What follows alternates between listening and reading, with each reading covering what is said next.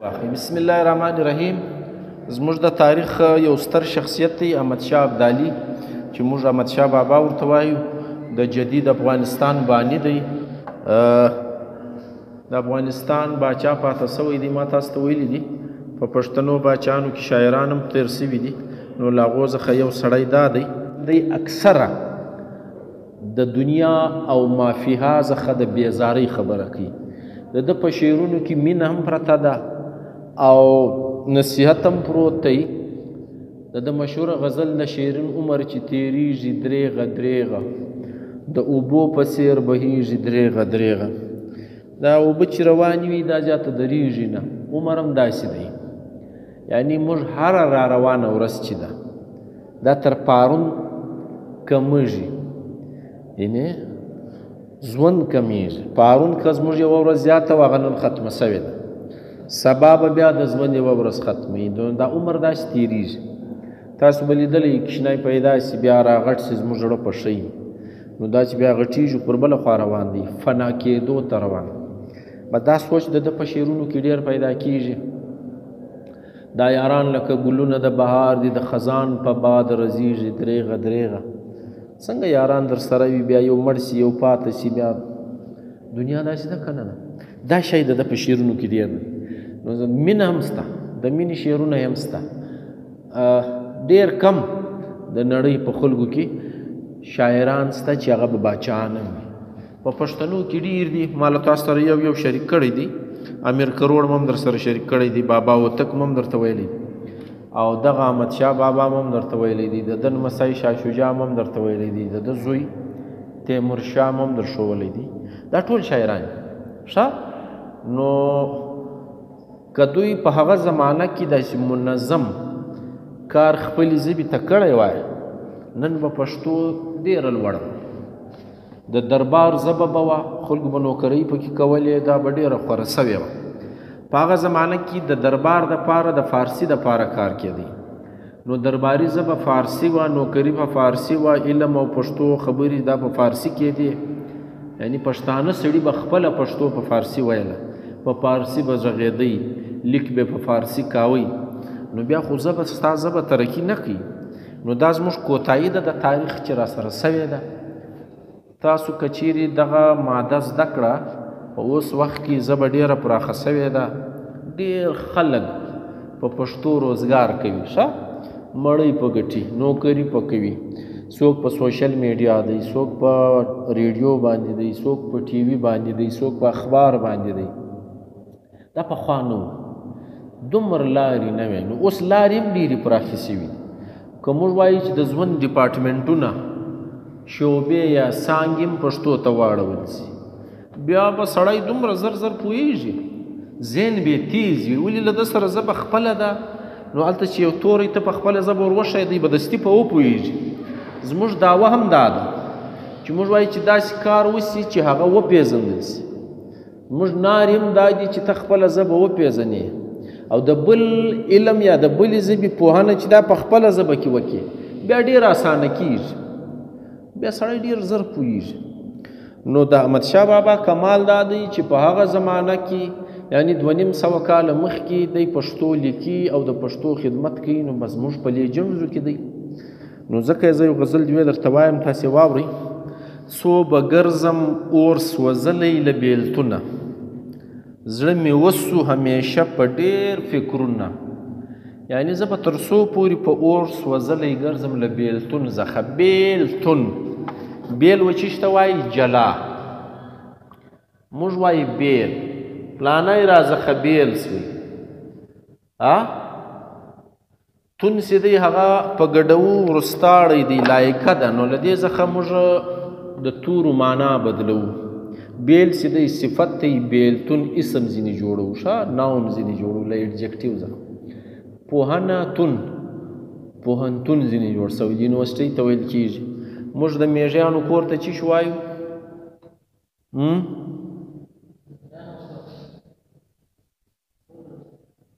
باش نو ستاسې خو دا بدبختي ده، ستاسې پښتو نه ده زده. میږیتون ورته وایي. میږیتون چیش ته وایست؟ نه م دی اورېدلی، ښه بلا په پسې نو پښتو هم نه ده زده، نه م ده اورېدلې. مسله هم دغه نو تون توری چې دی له موږ سره بیخي ډېر دی په کاکړانو کې خو نو بیلتون ګسه دی شین دی ستا بیلتون د دوی بالمر دی زما پر سترګو برابر دی ښه په بیلتانه باندې دومره کاکړۍ غاړي دي سړی حیرانوي ښه زموږ د ژبې ښایست دا دی چې موږ له بنیادي ماخذونو سره ولد نه یو نو دا په دې سیمه کې اوس هم عام دی نو احمدشاه بابا وایي سو به ګرځم اور سوځلی له بیلتونه جدایي څخه به زه تر څو پورې په اور سوی ګرځم ښه زړه مې وسو همیشه په ډېر فکرونه دونې چورتونه ومه زړه مې سوځلی دی له یو چا څخه جلا یم خدای خبر محبوب یې څوک دی څوک ښیي د چا په جدایي کې خبرې کوي څه به وسي که پلو له مخه واخلې چې عاشق دې تماشه که د خالونه اپتان څه کړي د پلو له مخه لږ در دی که دا ټیکری دی که موږ به دا خالونه ووینو عاشقان به موږ برابر شي طبیعت به برابر شي نو دلته داسې معلومېږي چې احمدشاه بابا خپل محبوب په پرده کې ویني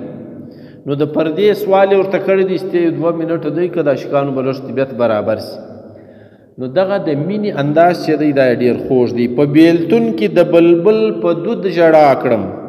که ښکاره کړې د شیلا سترګو ګلونه داسې ژاړم لکه بلبل چې ژاړي له ګله لرې وي نو زما هم هغه حال نو ته دی وکړه دا ستا ښایسته سترګې واره ښکاره کړه دا ستا په سترګو چې کوم ښایست دی د ګلانو رنګ کیدای شي ګزاره وشي د رکیب په مرضي مزه ای دلبره رکیب مخالف ته وایي په مینه کې ښه دوه عاشقان یو محبوب دغه رکیب سره ویل کېږي وایي د رکیب په مرضي مزه ای دلبره عاشقان دي دامنګیر دي سوي زړونه دامنګیر لمن نیول ښه پښو ته لوېدل ننواتو یې ورتلل نو خلک سوالونه درته کوي دا ته چې کوم سړی منې دا پرېږده 4 شعره مو درته ویلي دي ګورئ سونې سوچه پښتو ده احمدشاه بابا کمال دا دی چې دی یو وخت وایي چې په ډیلي باندې د تخت نیولی و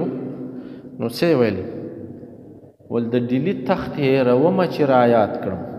زما د ښکلي پښتونخوا د غرو سرونه هغه پښتونخوا چې رایاد شي زما خپل وطن نو تاسو ته خو معلوم دی تاریخ معلوم دی چې د دهلي هم نیولې وه دونې صفا شاعر دی زه ډاډه د زړه په صبر سره ناست وم اوښو مات کړو زما د سترګو اظهارونه زما د سترګو دیولونه چې دا اوښکو را په مخه کړل زه ډېر ډاډه ناست وم چې په ما هېڅ نه کېږي زه د شي پروا نه کوم تاوان نه را رسېږي زړور وم بله وار دننه ویښېدم اوښکې رالې ښه حمزه بابا وایي رامې شي لیمو ته د دیدن په وخت اوښکې څه ناپوهه رقیبانې دي زه محبوب ته کښېنمه هغه ما اوښکې راتوشي نو زما د زړه حال ګډ زما اوښکې ویایي دا ډېرې ناپوه دي دا زما اوښکې دا زما حال یایي رقابت راسره کوي رقیبانې دي نو دی وایي زه ډاډه د زړه په صبر سره ناست وم اوښو مات کړو زما د سترګو حصارونه اسانه سوی شعر یا زه په زړه باندې ډېر ډاډه وم چې زه به تسلي کوم صبر به کوم داسې خاص پروا به نه کوم خو زړه راله دننه زیاته کنټرول نسو کېدلی نو هغه د صبر دیولونه ګډ لاړو اوښکو یوړو مطلب بې صبري وسوه په بې صبري کې سړی کله کله زاړي دا د عشق لمبې دي خود پر زړه پیرزو دي چې ځلیږي ستا پر شونډو پیزوانونه وایي دا د عشق لمبې د زموږ پر زړونو باندې پیرزو کېږي یعنې ستاسې دلته په شونډو پیزوانونه لګېدلي دي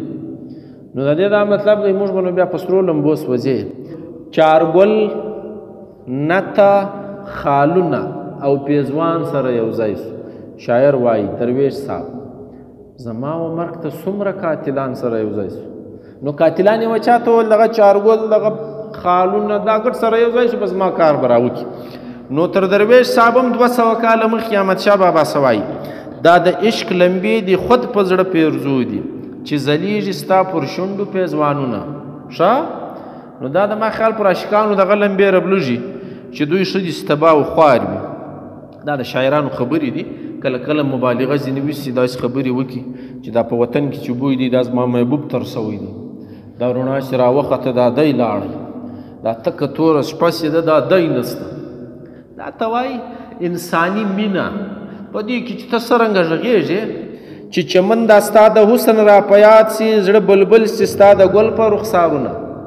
یعنی ستا ګډ چمن یې ښایست لري او ستا دغه ځایونه رخسارونه چې دا ګلان دي نو موږ یې بلبلان یو موږ پرمین یو کله هم چې رایات سي بس موږ ستا صفتونه شروع کړو چې دانه خدا ده د نسیم په الوتو زنو لیږم د نسیم په الوتلو زنو لیږم چیرې نه وي چې ستا زلفې کتارونه دا نسیم د سهار هوا ته وایي سهار باد نه دی دا چې کله راوالوځي نو دا ډېر خوند کوي ځکه زموږ ډاکټران وایي که چا سهار وخت لږ په پښو ګرځېده کول په دا اول سهار کې هوا صفایي نو به جوړ وي ګرد عمر نو د نسیم په الوتلو زنو لیږم چیرې نه وي ستا د زلفې کتارونه که چیرې دا نسیم راسي او ستا زلفې داسې سره وښورئ خوشحال بابا وایي دا په دغه فکر کې وایي پښتنې نجونه د زلفې باد ته نیسي چې شمال یې بوی راړي په رتنبور کې په رتنبور جیل کې وو په انډیا کې نو وایي پښتنې نجونه د هوا ته وشتان ونیسي دا هوا به تر ما پورې بوی راوړي پښتنې نجونه د زلفې باد ته نیسي چې شمال یې بوی راړي په رتنبور کې اوس شعر واورئ د احمدشاه بابا د نسیم په الوتلو زنو لیږم چیرې نه وي چې ستا زلفې کتارونه ښه داسې مو بیا راسي دی نه دا ستا له زلفو زه تارونه جوړ کړي نو په غرق دې کړو دا هوا چې راوالوته دا ستا وشتانو ته هم یو تاوان رسوي زموږ دپاره مطلب ستا وشتان نور ښایسته کوي خبره دا ده نو چې نور ښایسته سو زموږ د نور کار راوکړي د شاعر دا پیغام دی زه له خپله بخته هومره یاري غواړم چې سجود کړی ستا د ورځو محرابونه ورځې دا نه دي دا داسې ګول دي شاعران دښته محراب وایي محراب د ماجد خو تاسو لیدلی دی ګول دی داسې ښه کونج نه لري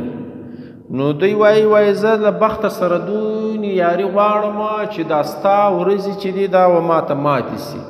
دا ستا مینه زما سي دا خو زما ته ډېر خوښ یې نو دا محرابونه چې وار ماته کښته سي ښه چې سجود کړی ستا د ورځو محرابونه ته شاعرنګه بد راته ګورې نو خو نه ده یاري چې ته لږ زما احترام وکړې زما سره مینه وکړې زه له بخته بس دغونې یاري غواړم نورې کیسې نه کوم په وصال مې نه کاته فایده یې نسته اوس که موږم د ارمان دواړه لاسونه موږ چې لاسونه موږل یا لاسونه مشل ارمان کول محاوره ده نه نو په وصال مې نه کاته فایده یې نسته اوس که موږم یو وخت مې نه ورته کتل شرمېدلم دونې پراګرانو مخامخ به رالی بیا مې ورته کتی نسو او چې بیا نسته ارمان پس کوم چې کاشکې هغه شپو کې مسله نه ورته کتل زما یو ماما وی هغه زه چې په کور خوابدی سوم مړۍ به مې لکه ول پلار به راته ویل زویه راسه مړۍ وخوره ول ما بول یا بیا به مې چورت وایست یا مکو یو وارې له راته ویلې بیا به ورسي بیا راږه خو زویه مړۍ له راسه دوی به پر مړۍ ناست ما بول یا بیا به م تر خولې یا ووتل سړی ته مکو یو وارې له راته ویلې وای بیا به ورسي بیا به ابا راږغ کوسي زویه راسه مړۍ له ما بول یا بیا به م تر خوله یا ووتم ول دوی به مړۍ رازه وخوړه زه به وږی پاته سوم یعنې نو بیا به م په هغه اول دغه پسې ارمان کاوه چې هغه د اوله وار درته وول ته سله نه ورغې بیا یې دویم وار هم درته وول سله نه ورغې دریم وار هم درته وول نو سله نه ورتلم نو تاوان د چا وسوی ماما وږی پاته سوی اوس یې ګورئ شعر په وصال مې نه کاته فایده یې نسته اوس که موږ هم د ارمان دواړه لاسونه چې مخامخ راته ناست وی نه مو سوی ورته کتلی شرمېدلم اوس بیا نسته یادېږي مه نو اوس په هغه پسې ارمان کوم چې هغه سله مو نه ورته کتل هغه اوله وار مو سترګې سره نه په خوږولې چې د عشق په اوس راغلې احمدشاه اوس ترو واخله د عشق دا درانه بارونه یعنی چې تا ول زه عشقي کوم رالې دې دنیا ته تا دغه خبرې راړې بس اوس نو بیا واخه دا درانه بارونه عاشقي کې شروز نسته ښه په عاشقي کې به شینزړی ډېر وي په عاشقي کې هم ګیلې وي هم جنګونه جانانه پخوا به یو بدله ډېره مشهوره وه ولې مرور ګرځې زمانه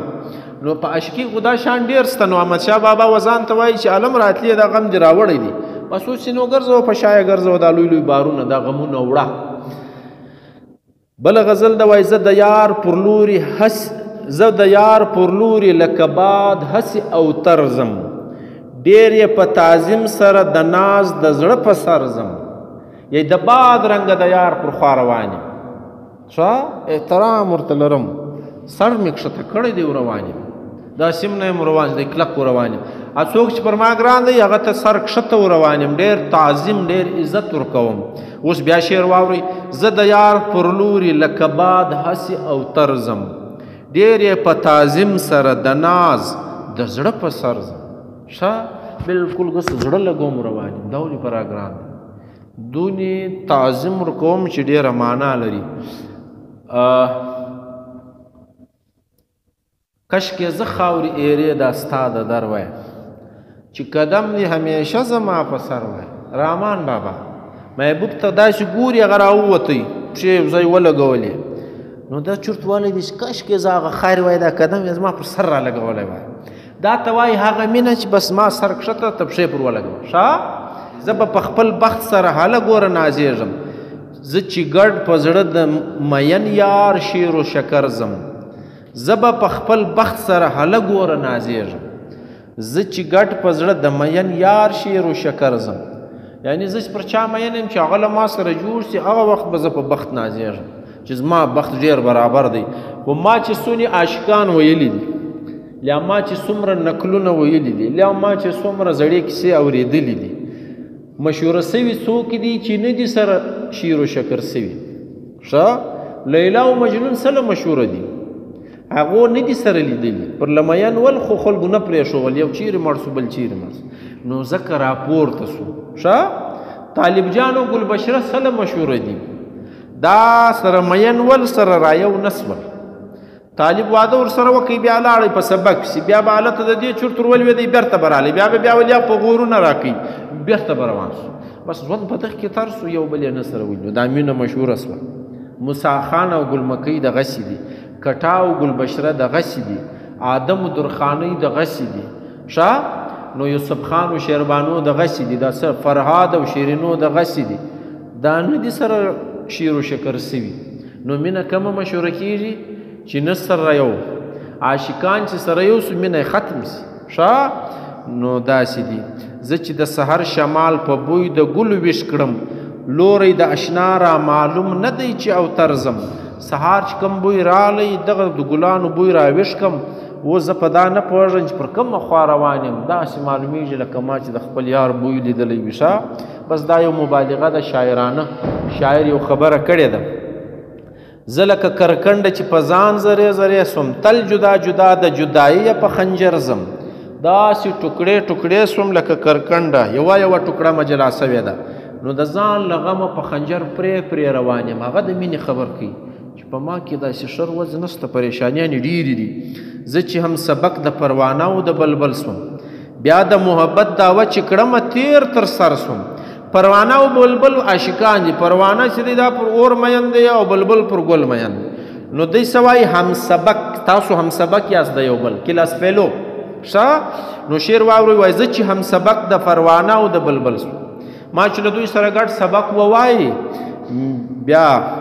بیا د محبت دعوه چې کړمه تیر تر سر سوم تر سر تېرېدل محاوره ده نو قربانۍ ته تیار یم دغه مې یاران پاتې سوي دي یو ځای م سبق سره ویلی هغه پر اور ځان ختموي ای پر ګل ځان ختموي زه پر خپل محبوب ځان ختموم اور مې ستا د مینې پاس په زړه باندې بلیږي مخ راته ښکاره کړه چې د مینې په اخګر ځم اخګر هغه کټوری دی هغه ملنګان چې دا سپېلني پر واچي دغه کې ګرده ورځ وایي اور بل وي نو وایي زم هغه رنګه ګرده ورځ اور پر رابل دی نو دی وایي ته لږ مینه را سره وکړه مخ را ښکاره کړه ګزاره به وسي ستا دیدن دلبره د غمګینو زړو اختر دی مخ راته ښکاره کړه چې زه تل په دا اختر ځم ته ما ته مخ را ښکاره کړه دا زموږ اختر دی بس ته خالي مخ ښکاره کړې کار برابر ځي هیڅ در نه پوهېږم د دیدن لوری دی کوم دی زه لکه بورا د ګل د بویو په اثر ځم اتور یو دغه دی داسې تر دا غلوس غټ دی تاسو به لرې بوژندې چې ګړه ورځ په دا ګلانو ګرځي دا هم د ګلانو عاشق دی نو دا زوی مړی چې ګل هر ځای وغوړېږي دی په خپله ورځي تاسو به په کورو کې لیدلی چې ګل وغوړېدی دی ورا ورسېږي بوی یې ورځي نو دی څه وایي ستا دیدن دلبره د غمګینو زړو اختر دی یا دا خو بل شعر در هیڅ در نه پوهېږم د دیدن لوری د کوم دی زه لکه بورا د ګل د بویو په اثر ځم په دغه نه پوهېږم چې ته به یاري صنم نه کوې مینه به صنم نه کوې په دغه نه پوهېږم بس په در خبر یم چې ښایسته یې ځان مې در رسولی دی پر مخ ستا کار دی خدای که مې یو ځلې د اشنا وصل روزي کا زه احمد تل به دامنګر د خپل داور زم د الله تعالی به دا احسان مې پر ما باندې که یو وار زما محبوب راښکاره کوي ټول عمر بې ثنا او صفت کوم تاسو واورېدئ احمدشاه بابا باچا دی باچا سره څومره مسایل وي او په هغه زمانه کې چې صرف د جنګونو وخت دی او تاسو د احمدشاه بابا ژوند وګورئ روغ ورځې نه ده تېره کړې ټول عمر جنګونه هلته جنګ د افغانستان باډرونه یې صفا کول له دشمنانو نو ډېر غځېدلی دي تر کشمیره تللی دي تر دهلي تللی دي دلته تر ملتانه راغلی دا سیمې هم نیولي او دلته د مینې دارنګه شاعر هم دی نو د دې کې بیا سړی حیرانېږي دا سړی په دې حیران سي چې یاره دا څنګه شاعر دی دا څنګه کار کوي نو دا کوالټي ده د انسان زه تاسو ته همیشه دا خبره کوم چې ځانونه دومره پوره کاست چې هر اړخ مو پوره یي خلک عیب نشي کې پیدا کولی چې دغه اړخ مې لږ مانده دی یا دغه هم پوره کوم هغه کار مې هم دغه هم پوره کوم چې سهار بیا څوک دا نه وایي دا کار یې پوره نه دی کړی دغه ته وایي پوره انسانانو کوالټي دا ده موږ اوس هم بوږږېږو د احمدشاه بابا د مړینې کال نښه دی ښه اوس 1445 روان نو 2.5 کاله یې سوي چې مړ دی نن هم بوږږېږو سبا به هم بوږږېږو چې پښتو او پښتانه دا سړی نه مري دغه ته هغه کوالټي وایي چې د ژوند هر اړخ پوره کړی دی بیا انسانان بوږږېږي که چیرې په شعرونو نه یې پوهېدلي یو پوښتنه کولی سي نسته دوی